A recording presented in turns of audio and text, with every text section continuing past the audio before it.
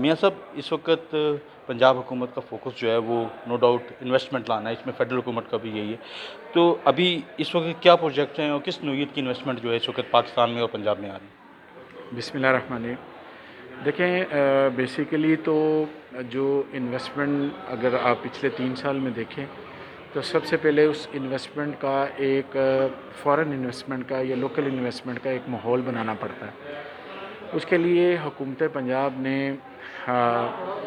تقریباً 9 کے قریب جو ہے وہ اسپیشل اکنامک زون بنائے تاکہ وہاں پر لوگوں کو وہ سہولت دی جا سکے اگر کوئی فارن انویسٹمنٹ لے کر آ رہا ہے یا ادروائز لے کر آ رہا ہے.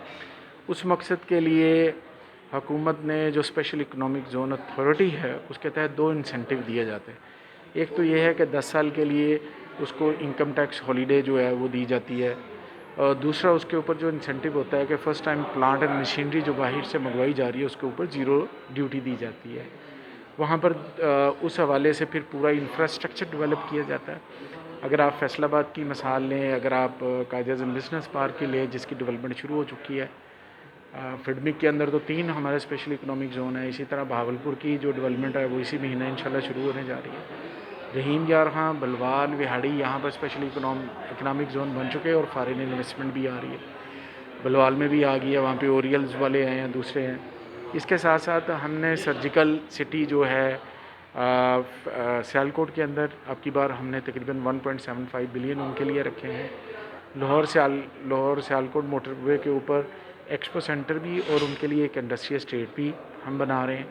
دین لاہور ملتان موٹر وے کے اوپر بھی ہم اس کو کوشش کر رہے ہیں. یا مائی 2 کی ایکسپینشن ہوگی، جو ملتان انڈسٹری اسٹیٹ جس کو ہم مائی بولتے ہیں اس کی ایکسٹینشن ہوگی، یا پھر ہم نئی انڈسٹری اسٹیٹ ادھر بنائیں گے.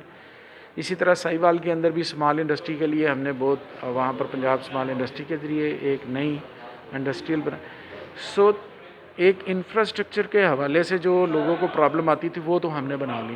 اب انویسٹمنٹ کے حوالے سے بھی لوگ آ رہے ہیں.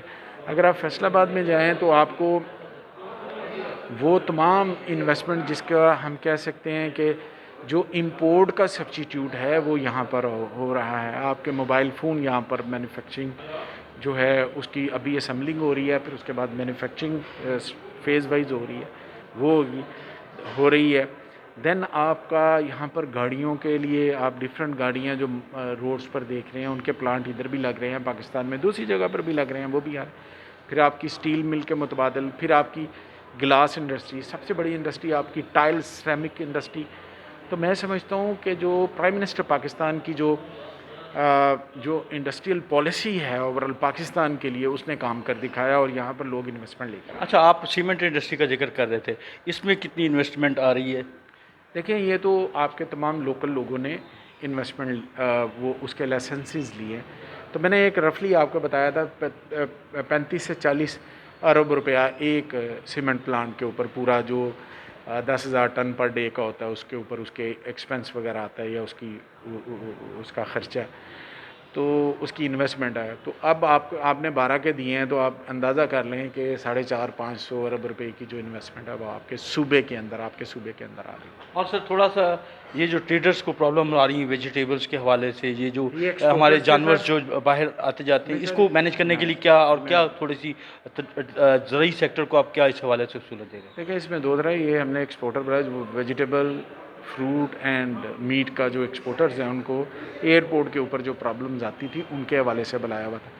اس سے پیچھے جہاں سے یہ لیتے ہیں وہ ایک علیحدہ پالیسی ہے، لیکن کیونکہ ان کی پرابلمز کافی زیادہ تھیں تو ہم نے سوچا کہ یہ ہماری 3ری میٹنگ ہے اور کافی حد تک ہم اس کو ایک فروٹفل میٹنگ میں کنورٹ کرنے میں کامیاب ہو گئے. انشاءاللہ باقی بھی جو پرابلم ہے جو فیڈرل گورنمنٹ کی ہے فیڈرل گورنمنٹ کے ساتھ ٹیک اپ کریں گے، جو پروونشل گورنمنٹ ہے وہ آلریڈی میں نے ڈائریکشن دے دی ہے. بہت شکریہ. ابھی آپ سن رہے تھے کہ پاکستان میں انویسٹمنٹ کے حوالے سے اس وقت تو ہماری جو وزارت تجارت ہے، وزارت صنعت ہے، وہ بھرپور طریقے سے کام کر رہی ہے اور اس وقت اربوں روپے کی انویسٹمنٹ جو ہے وہ آ رہی ہے مختلف شعبہ جات میں، جس میں خاص طور پہ تعمیراتی شعبہ جات ہیں.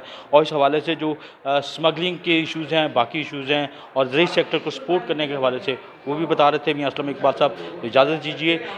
دی پاکستان ڈیلی کے ساتھ قمر زمان بھٹی کو.